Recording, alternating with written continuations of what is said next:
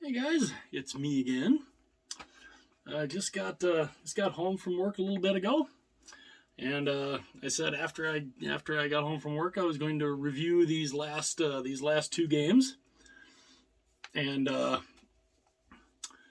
pretty interesting results to say the least. The first game up is of course the game three of the Hurricanes and the Rangers. This is back in New York. So, we know Carolina's had their struggles on the road. So, could they have those same issues? Well, first period starts. Lot of action. Some good saves. Shesterkin's looking good. Ranta, of course, looking good. Ranta's still in goal for Carolina. And of course, Shesterkin for the Rangers. No surprise there. And the first 10 minutes, a lot of action. But within also that first 10 minutes, the Canes take a penalty, and the Rangers make them pay for it. It is Zibanejad from Panarin and Fox. That's his fourth of the postseason on the power play at 11:54. So the Rangers jump up 1-0 after they're being severely outshot at this moment. They're being severely outshot. It would even up toward the end of the first period, but at this point, the Canes are peppering Shesterkin, and Shesterkin's being Shesterkin, really.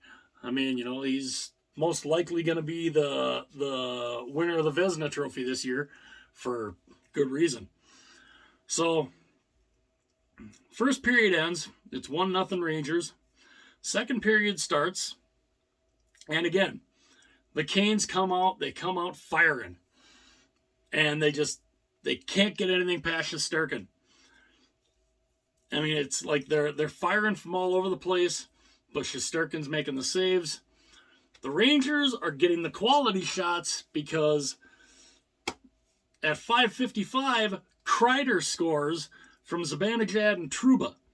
That is Kreider's sixth of the postseason at 5:55. That puts the Rangers up 2-0. So they're getting badly outshot, but they're up 2-0. I don't understand how that works a lot of times, where a team can literally outshoot a team that bad and yet be losing. It's weird. It's always been weird to me how that works, but it seems to a lot. So it's 2-0, but then about 2.5 minutes later, the Canes make it close. It's Niederreiter. He got hang on. Okay, I forgot to write down the assists on Niederreiter's goal. So the Canes narrow the lead to 2-1. It's Niederreiter at 8:18 from Stahl and Smith. I look at my notes and I'm like, I did it again. For some reason, I always get one guy who scores a goal and I forget to write down the assists and I have to look back at it. So that makes it 2-1, and it's fast paced. Shesterkin's looking good, and I mean Carolina is just they're getting tons of shots, but the Rangers, they clamp down.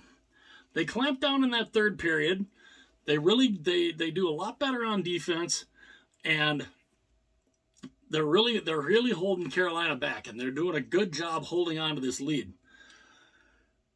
The Canes they pull the goaltender in the third, and Mott, unassisted at 18:37 in an empty net goal. It's his first of the postseason. That puts the game out of reach. That makes it 3-1 Rangers, and that's your final. So the road woes for the Canes continue, and the Rangers get back into the series. They narrow the series lead to 2-1. So, Carolina's got to figure something out. They've got to figure something out on the road because they can't keep doing. I mean, I guess technically they could keep winning every home game and losing every road game, because then it would still mean they'd win the series. But they got to find a way to win it. They got to find a way to win on the road. They have to. I mean, they're 0-4 now on the road. So, I mean, it's crazy. The shots overwhelmingly favored the Hurricanes. 17-13 Canes in the first, 18-10 Canes in the second. And then, as I said, the Rangers in the third really clamped it down defensively. The Rangers had the advantage in shots in the third period, 10-9, for a final total of the Hurricanes had 44 shots, the Rangers had 33. But the important thing is, the Rangers won 3-1. The power play, the Canes went 0 for 3, the Rangers went 1 for 2. The saves, I mean, Ranta's done good. And I mean, he did good again today. He stopped 30 of 32, so I mean, he didn't have a bad game. It's just the guy on the other end of the ice, Igor Shesterkin. He stopped 43 of 44. Just an unbelievable game. I mean, what more can you ask? The 3 stars, no surprise. Shesterkin, the first star, Zibanejad, and Kreider. 3, I'd say three pretty good choices to get the Rangers back within one game. And again, Carolina has got to figure out how to win a game on the road, because I mean, the Rangers are pretty good at coming from behind. They came from 3-1 down against Pittsburgh, and they were trailing in all 3 of those games, and they came back to win all 3 of them to advance to this round. So Carolina's got to figure out a way to win a game on the road. So that series is 2-1. Now we go to the Battle of Alberta. This game, ooh, it didn't start out, fast and furious like the first couple games. I mean, the period starts and it's like a firing range on Markstrom. The Oilers just come out and they're just firing everything. I mean, they're racking up the shots, but no goal. They couldn't get any goals. So I mean, that's bodes well for Markstrom, right?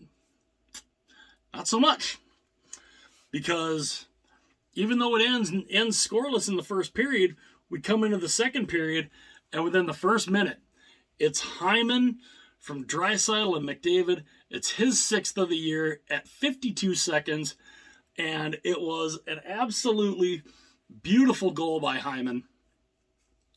I mean, nothing Markstrom could do, and it's 1-0 Edmonton. So, now they're starting to get some more shots. The Flames are starting to try to create shots also. They're not getting anything past Smith. Boy has Smith had a turnaround from game 1 to game 3. Big turnaround for him. But the Oilers get on the board again. It's Kane from Draisaitl. That's Kane's 8th of the postseason, in what would be the beginning of a really big night for Evander Kane. So 6:58, it's 2-0 Oilers.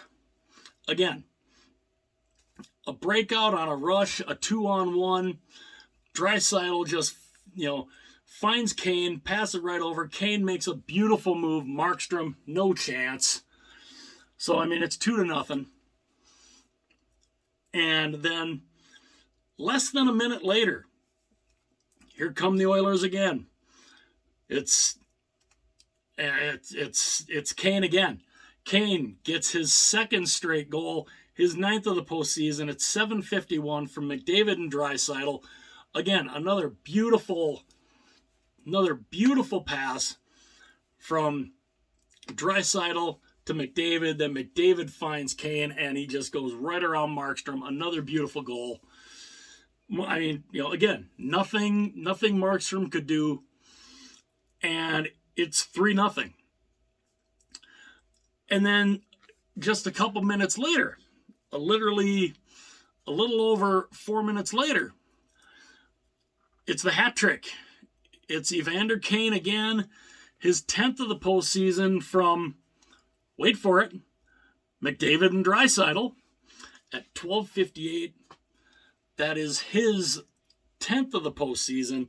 It is a natural hat trick. It's 4-0, and the hats come flying. The crowd is just nuts. And, I mean, the Oilers come out looking good again. I mean, and Markstrom again. I don't know. He looked so good in that first series against Dallas. He hasn't looked great here. Has not looked great at all in this series. So it's 4-0. We go to the third period. It's 4-0. Again, the Flames are getting some good pressure. Smith is stopping everything. He's looking really, really good. Like I said, such a big contrast from game 1 to game 3. And I mean, now they're loving Mike Smith in Edmonton. But Shillington, he gets the goal at 15:09 to break up the shutout, and that makes it 4-1. And that's kind of how the game ends. But there was one part where Lucic came in, and he didn't bowl Smith over. He didn't Nazem Kadri Mike Smith like Kadri did to Bennington in yesterday's game. But I mean, he tries to hold up, but he could have knocked Mike Smith into the middle of next week. But he didn't. But it started a big scrum, and some pushing, shoving, a lot of why oughtas, and in the pile, Smith gets knocked down. Smith ends up on the ice without his helmet, so his head's on the ice. He gets up, and he's like, I'm okay, I'm good. But the referee's like, no, you've got to go. You got, your head was on the ice. We're not taking any chances. Go get looked at. So he goes back, and Koskinen goes in. Oh, I also forgot to add, at the start of the third period, Markstrom doesn't come out for the third period. Vladar comes on in the third period. So Markstrom gets yanked at the end of the second, and Vladar comes in. So we saw both backups tonight. Now, Smith was not in the dressing room long.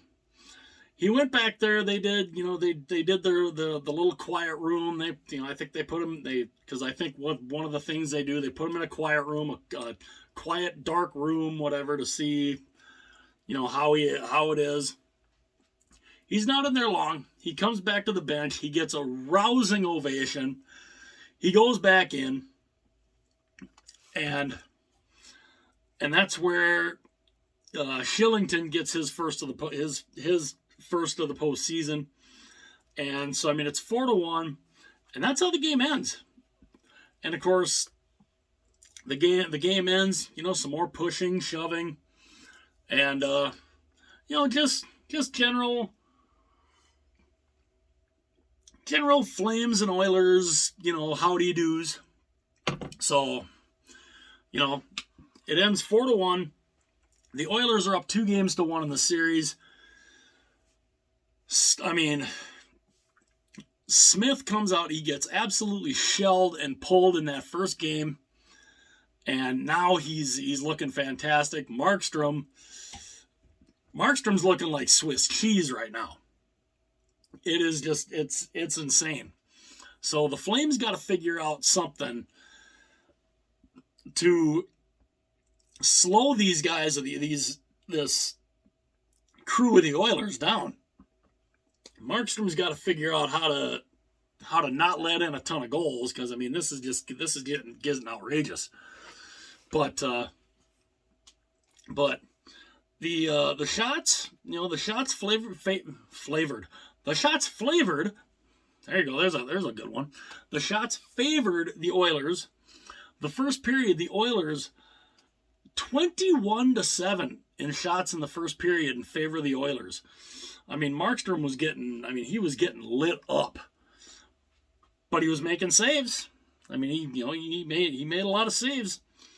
Second period was a little more even. The Oilers had the advantage in the second, 13-12, and then the Flames had the advantage in the third period, 14-7, for a combined total of Edmonton with 41 shots, Calgary with 33.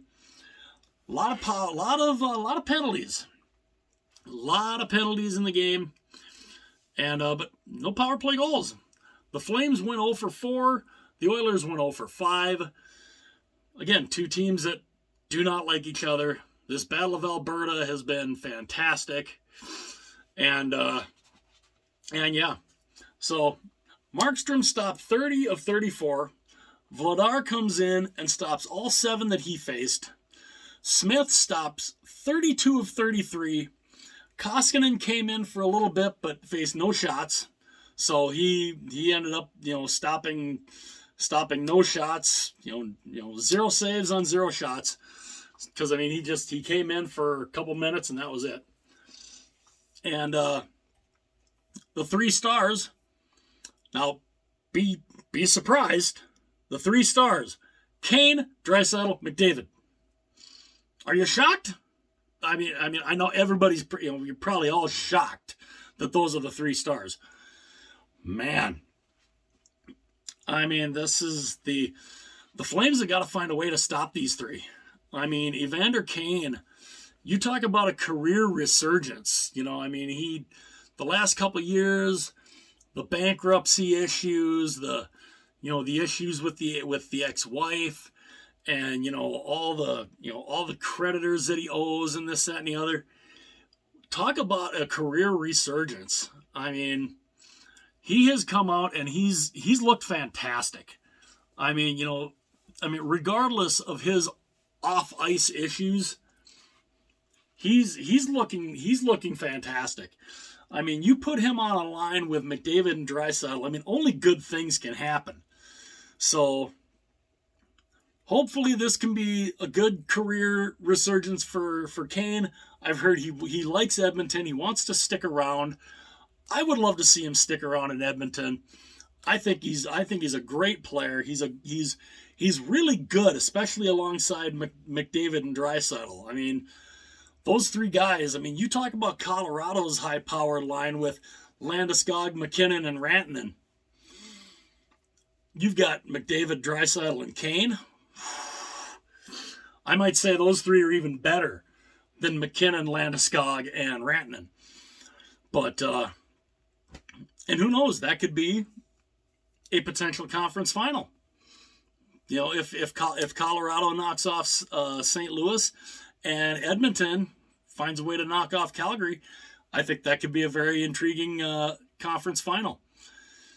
McDavid, Landeskog, and Rantanen against Kane, McDavid, and Draisaitl. That could be a money series right there. We'll see if that happens though. That'll come in time. I mean, obviously, there's still games to be played by those teams. But yeah. So pretty good final 2 games. Let me know your guys' thoughts. What did you guys think of the 2 games? What do you guys think the Carolina can do to find a way to win a game on the road? Because to me, in order to win this series against the Rangers, Carolina's got to get at least 1 win at Madison Square Garden. They have to get at least 1, to me. because I think the Rangers can win one back in Carolina. It's Carolina that's got to find a way to win one at Madison Square Garden. So, what do you guys think the Canes can do to figure a win out there? And what can the Flames do in response? How do you think they can respond after a 4-1 loss and the Oilers having a 2-1 lead? What can the Flames do in response to Game 4? How can they slow down that trio of Kane, McDavid, and Draisaitl? I don't know. Be very interesting. I'd love to know what you guys think. And if you're new to the channel, hopefully you've enjoyed the video. Hopefully you enjoy all the videos. If you tune in and watch multiples, hopefully you enjoy them. If you enjoy them, hit that like button. If you really enjoy them, hit that subscribe button down there. I would love to have you be a part of the channel. I appreciate all the support. And if you're looking for a channel that and watching a guy who he loves talking hockey, whether it's playoff games, news, jersey unboxings, team collections, you name it. If you like that kind of stuff, you're at the right place. Hit that subscribe button. Tell all your friends. If you've got a bunch of friends who are big into hockey, who enjoy watching guys hockey guys talk on YouTube and do jersey collections and unboxings and stuff, send them this way. Hopefully they'll like it. Maybe they'll hit that subscribe button too. I would greatly appreciate all the support. I appreciate you guys more than you guys can imagine. And again, let me know your thoughts on these two games, and I'll talk to you guys again soon.